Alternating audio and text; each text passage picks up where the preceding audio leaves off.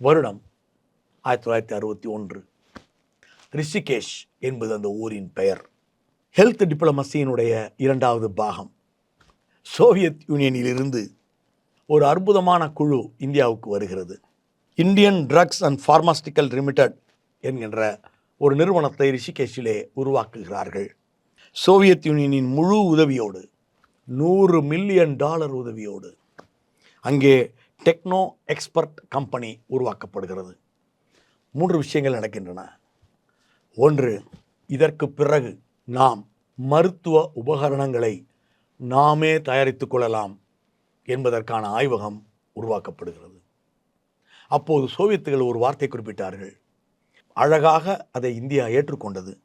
ஜவஹர்லால் நேரு மாலை நேரத்தில் சோவியத்து விஞ்ஞானிகளை வரவழைத்து இந்தியாவுக்கு வந்திருந்த அந்த மருத்துவ விஞ்ஞானிகளோடு ஒரு தேநீர் பார்ட்டி நடத்துகின்றார். அந்த தேநீர் விருந்தில் அற்புதமான ஒரு கருத்தை அவர்கள் சொன்னார்கள். இந்திய கல்வியின் மிகப்பெரிய பிரச்சனை பல்கலைக்கழகங்களுக்கும் உங்களுடைய தொழில்துறைக்கும் எந்த உறவும் இல்லை என்பதுதான். மருத்துவத்துறை அப்படி இருக்கக்கூடாது. மருத்துவ கல்வி மேற்கொள்கின்ற மாணவர்களுக்கு தொழில்துறை உற்பத்தி செய்து கொண்டிருக்கக்கூடிய மருத்துவ உபகரணங்களை எப்படி பயன்படுத்த வேண்டும் என்பதை நீங்கள் சொல்லிக் கொடுக்க வேண்டும்.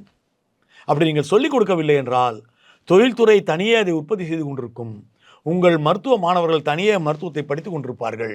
இரண்டுக்கும் என்ன உறவு இருக்கப் போகிறது என்று அவர்கள் சொன்னதன் பேரில் ஜவஹர்லால் நேரு அவர்கள் நம்முடைய மருத்துவத்துறையினுடைய ஒட்டுமொத்த சிலபஸை மாற்றி 4 ஆண்டுகளில் கடைசி ஓராண்டு ஒவ்வொரு மருத்துவரும் ஒரு மருத்துவராக கிராமப்புறத்திற்கு சென்று இந்த கருவிகளையெல்லாம் கையாண்டு வேலை பார்த்து ஒரு மிக முக்கியமான தன்னுடைய வேலை பயிற்சியை பெற வேண்டும் என்பதை நம்முடைய மருத்துவத்துறையில் இணைத்தார்.